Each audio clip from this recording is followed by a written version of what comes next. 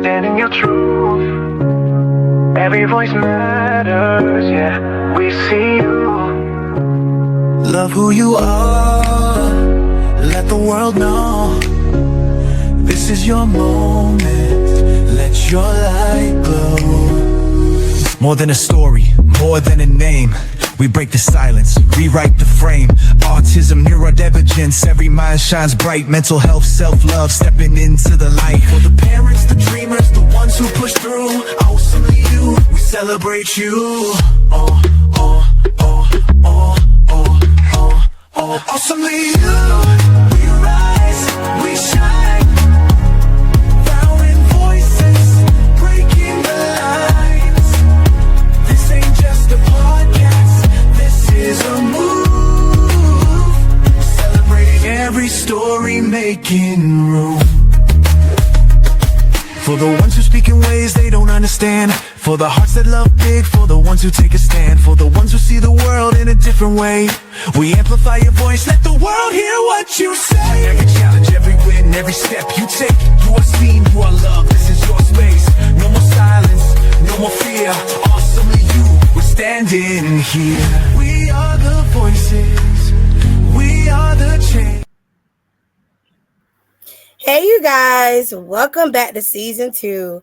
I'm super excited to have this guest. I have been on her podcast, you guys. And one thing about us podcasters, we love interviewing each other. So I want you guys to check out her podcast. She's going to talk about it because I want my listeners to listen to it. And you all know I'm going to say, I want you guys to take a walk in her shoes for 30 minutes and to really embrace her story. Today we have Tiffany Hernandez, a dedicated mother of 3. And she is the founder of Heart Ministries Outreach. She actually has an interior design degree. I have a fashion degree, so that's pretty cool. Didn't know that about her.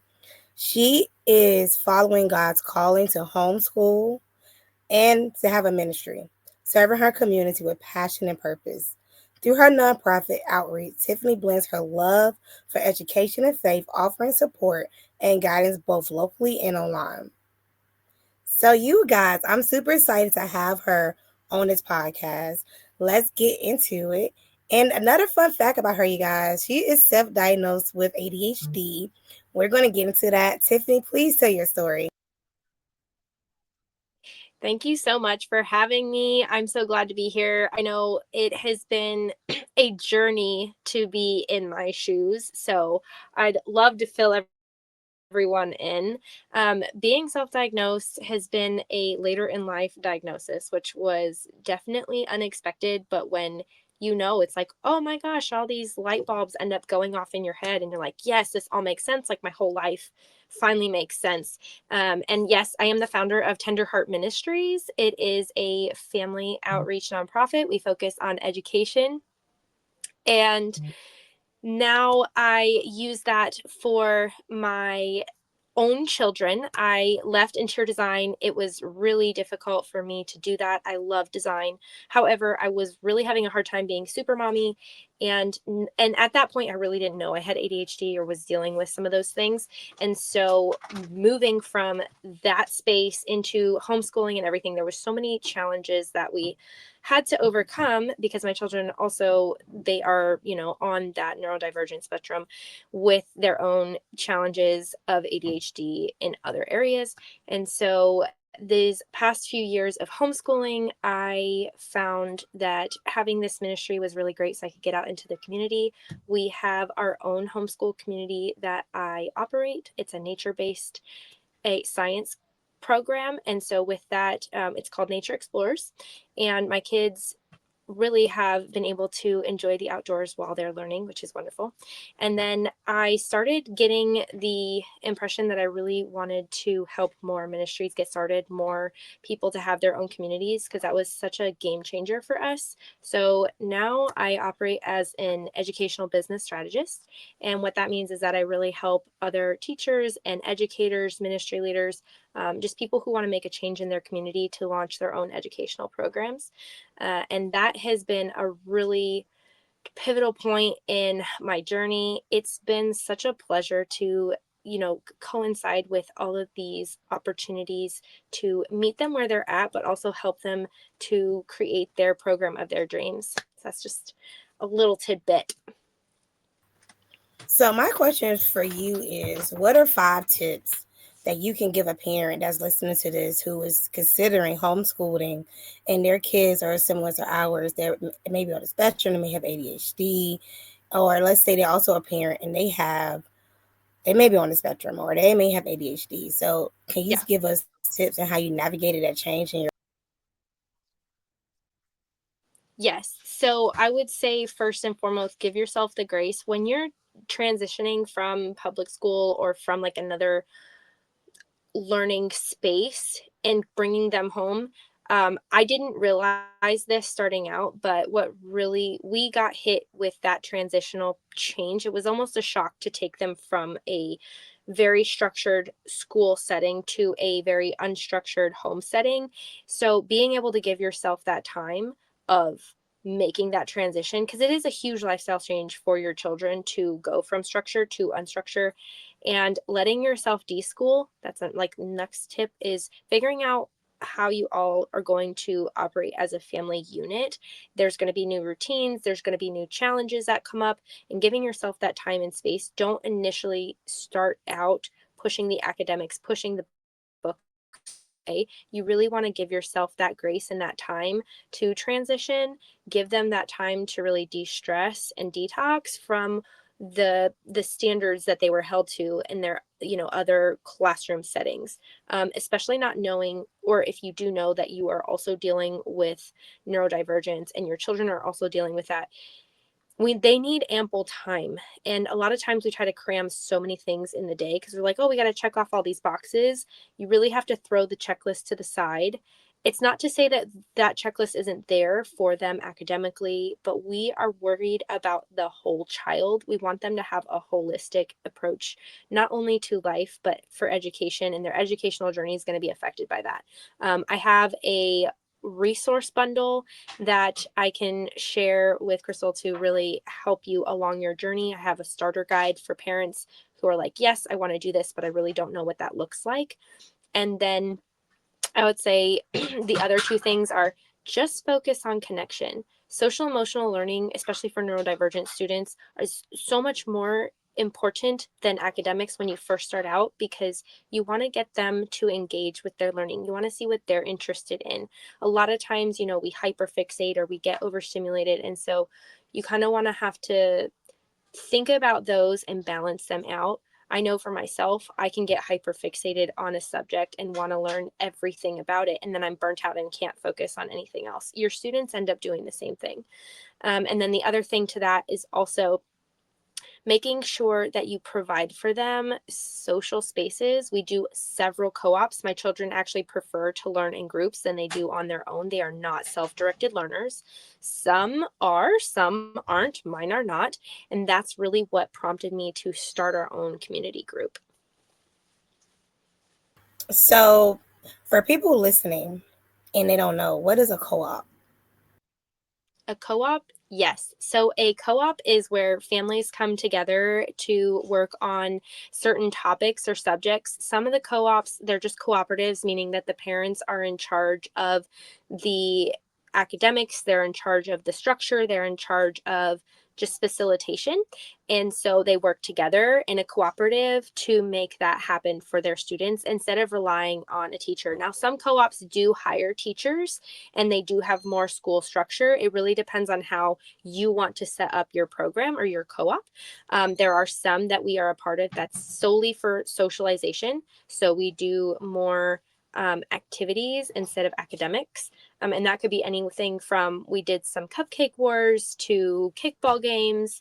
My specific co-op is more nature-based. So we are focused on some academics, but we're also focused on projects, and we do a lot of art and exploration outside in nature. And so the parents come, I teach, the parents come and help facilitate. So my question is, what was the biggest transition for your kiddos when they went from traditional school to what you do now? Yeah, I would say that they were in a Montessori school. And for those who don't know what Montessori is, it's very much child-led learning, but it's in a boundary set of a school structure. You have the classroom, you have teachers that help facilitate their guides, their learning guides instead of teachers. And they really enjoyed going to this place where it was structured, but it was unstructured. It had structural boundaries, let's put it that way. When we brought them home, my goal was to continue Montessori for them, but they didn't understand that, oh, we are going from a classroom to now home, and I don't want to do school at home. I don't want to do this type of learning at home. So that was really hard for me to hear, because I'm like, wait, you love Montessori, and so I'm just giving you that opportunity to do it at home. So what was the problem? However, what I found was we needed to really deschool, and we didn't ever get a chance to do that when I first brought them home, because I didn't know it existed. So I'm a very big proponent, and I advocate for this a lot. Make sure you give your child 1 month for every year that they are in school or in a structured classroom setting to decompress from that environment to adjust to your new environment. And a lot of times parents are like, what? That means that they're not going to be learning for this many months. And it's like, no, they are learning. They're just learning in a different way. And so we want to let them we want to help facilitate that and let them explore. And so because we didn't get that, there was a lot of pushback from my children to not want to be involved. We ended up dropping Montessori, and we started doing some other things, and more, projects and art, and they started to get more engaged there. But I would say the challenge was getting them engaged outside of the classroom. I can only imagine, because I'm over here trying to figure out if I want to homeschool my son, because he is autistic, and I'm not sure if he getting the best education. I know he is, because I'm his advocate, but I question, should I pull him out, even though I think I shouldn't now, because I know he's starving. So my next question is, I'm telling you, I'm in a lot of groups, and I see the difference with kids who are homeschooled and who are not. So I'm like, But I also believe that it's also about, do that parent know their rights? And in the school itself and the teacher. It's all about the teacher and the leadership. The school my son goes to has amazing leadership. Like, this just happened like this week. I just found out, and I'm going to talk about it. My son was called a spare kid. So let's get into it. Pretty much what happened was, one of my close friends kids go to the school. We had the same last names, so everybody think related, and we act like we're related. They told my son, hey, and pretty much my son he's not gonna wave, he's not gonna say hey back. He didn't speak back, but my friend's daughter was okay with that. There was a kid on the side of that child that said, oh, why are you talking to the spare kids?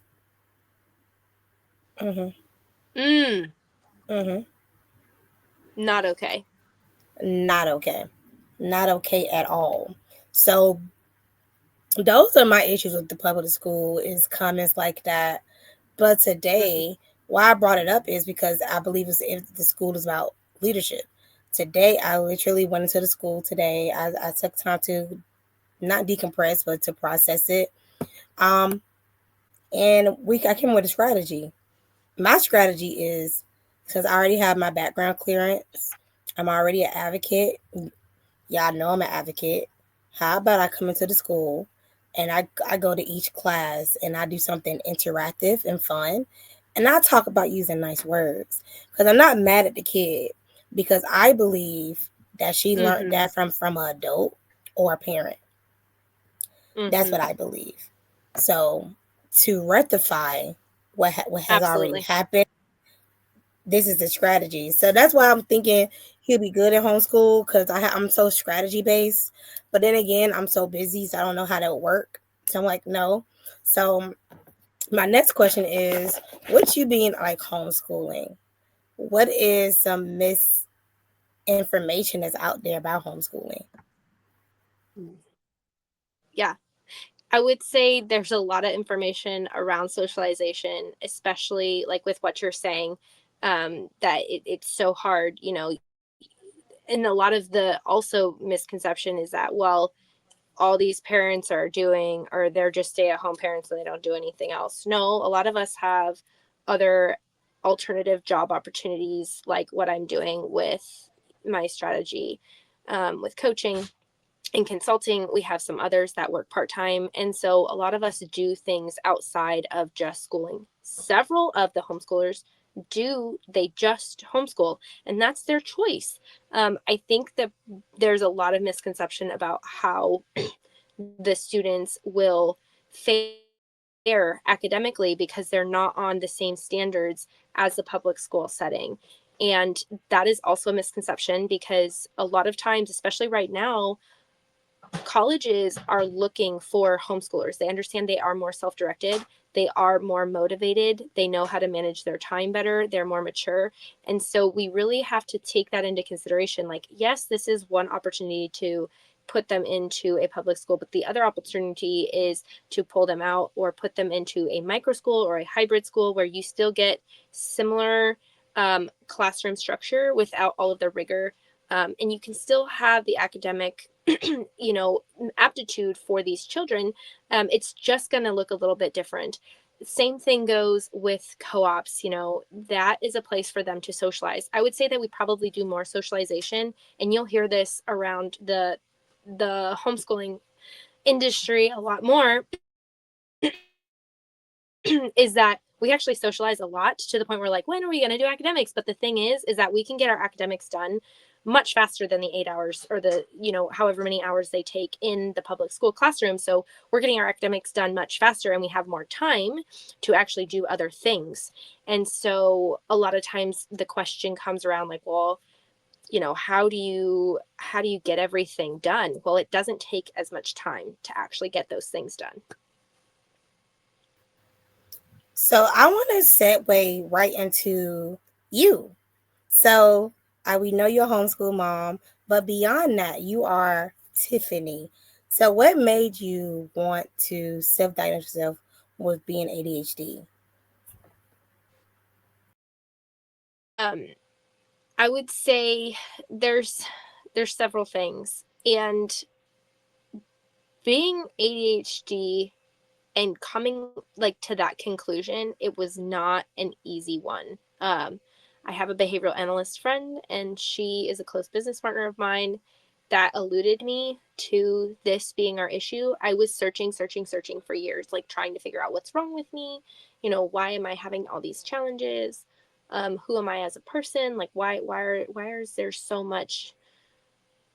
Why do I always have all, like, so much extra issues, like, with things? And so when we came to this realization that, oh, okay, this is all related to ADHD. I've had some health challenges in the past that I think also are connected with the fact that the ADHD has gotten maybe worse over the years.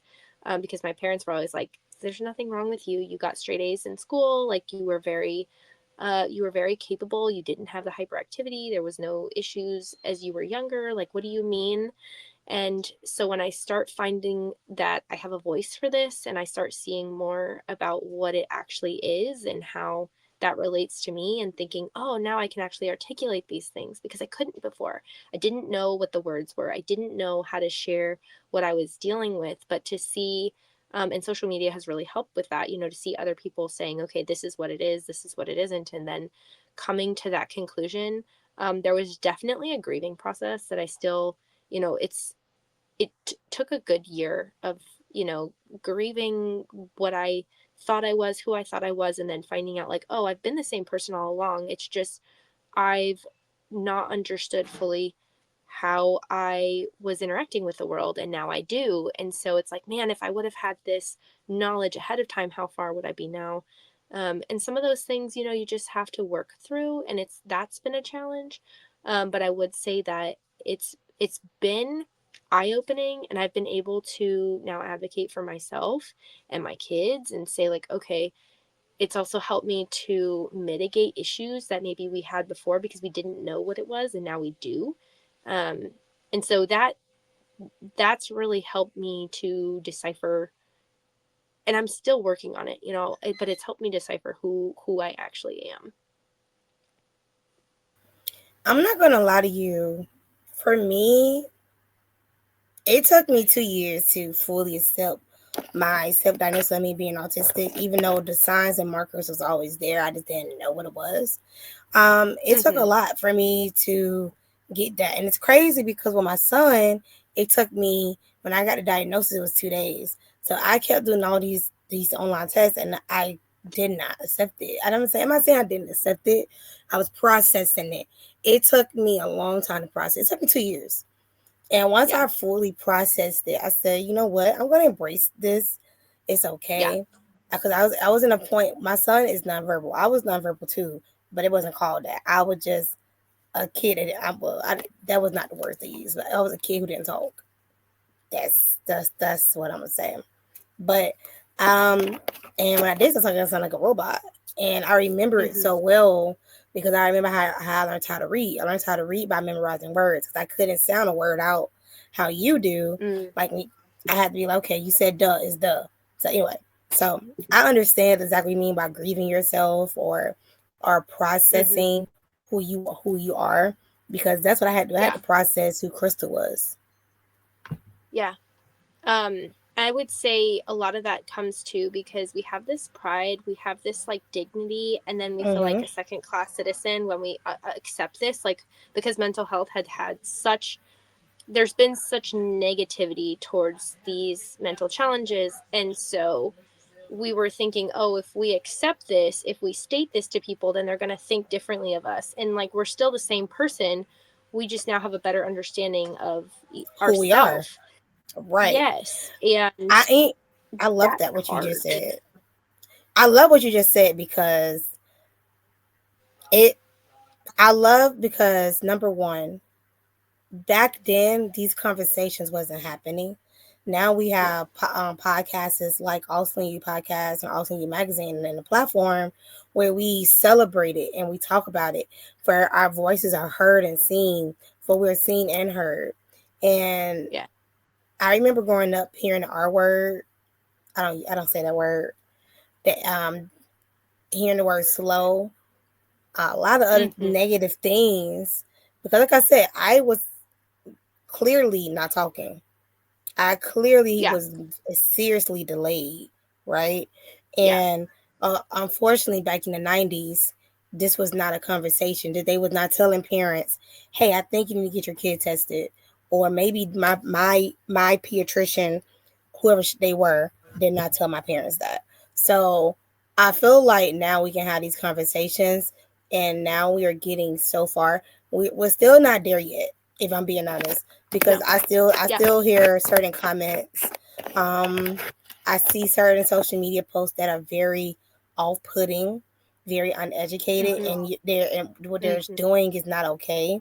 So I'm not going to No. say we're 100% there, but we are in a race, and we're slowly walking towards that finish line. When we're going to reach it, I don't Mm-hmm. know, but I love that we're having conversations like this because it's needed. So now, do you have anything to It's add to what I just absolutely, said? yes.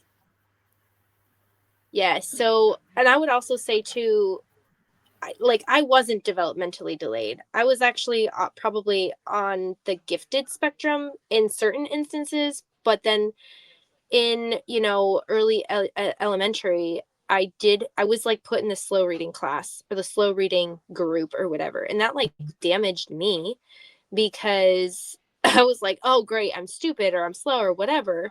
It affects the child. I was very aware. I'm like, why am I in the slow group?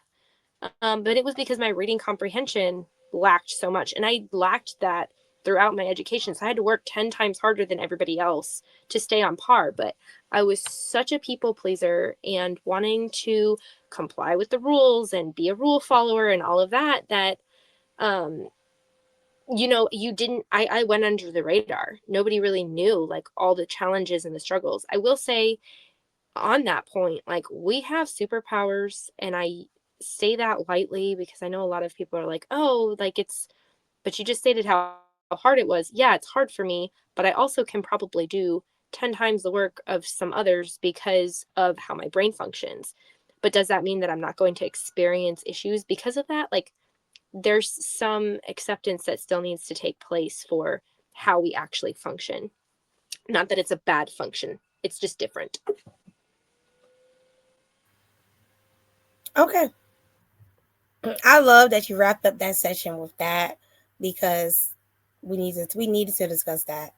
Now it's going to get into the fun part, because I know my audience is used to this about us now. My awesome tribe is so used to the awesomely fun, keep it real segment. So I'm going to start a sentence and you're going to finish it. Okay. So you say the first thing that comes to your mind. Oh gosh. Today was an amazing day because I am finishing up my launch workshop for my program. Super excited. And it will be at 7:00 tonight.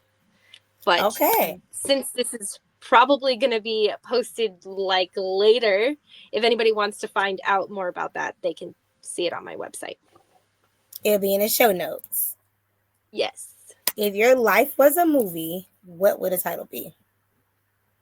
I've constantly wanted to write a book about this. So I would say, I got to think of a good one. Like it'd have to be something like chaos, the everyday chaos or something. Some everyday chaos, something along those lines. We have chaos everywhere. 3 things that make you feel awesome. A quick list. You cannot explain it. Just pure joy. Nobody never just do it. It's just 3 things, no explanation. Go. Photography, the beach, ice skating. Proud of you. What makes you feel awesomely you? Like what's awesome about you? This has been a hard one for me because we deal with a lot of insecurities. So coming to that realization, I would say I am very community driven, and that servant-centered support and service is what I feel like keeps me going.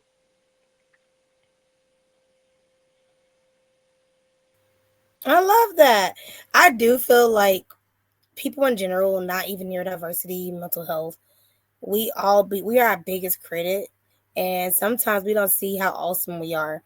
Like when people tell me certain things, they be like, I didn't see that.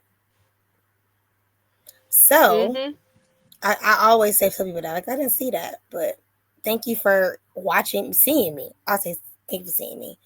So before I get into the final question, can you tell the audience where they can find you, support you, about your offer?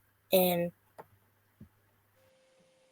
yes. So you can find me at tiffanyhernandez.net, and that is where you can find more about me. You can see my podcast. You can also find me on Spotify and Apple at the Ultimate Homeschool Community Podcast.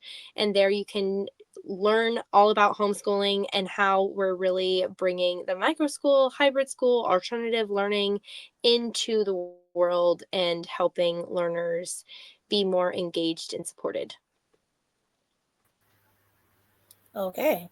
So I ask this to every guest that is on this platform because it's very important to me.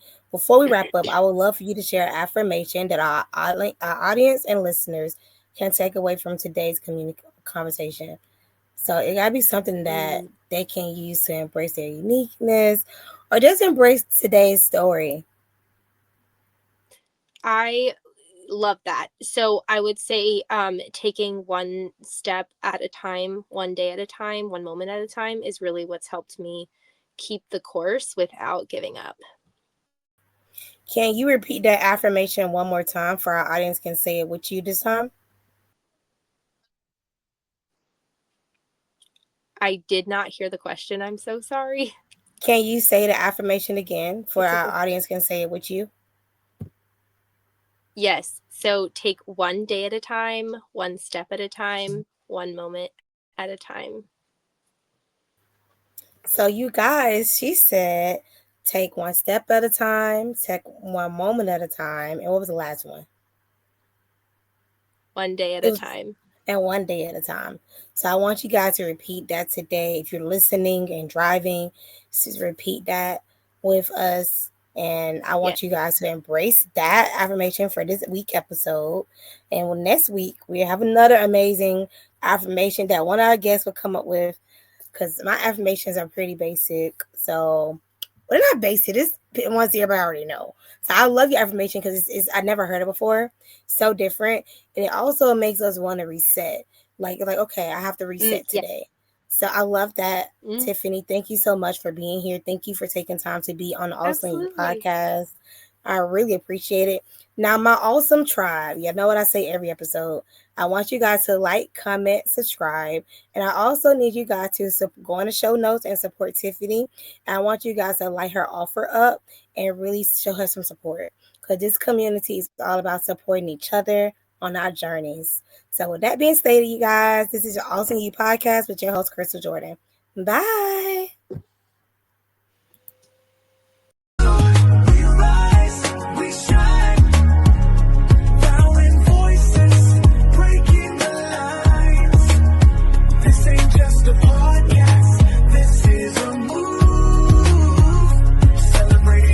Story making room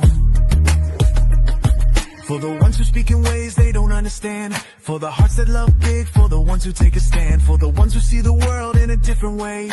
We amplify your voice, let the world hear what you say. Every challenge, every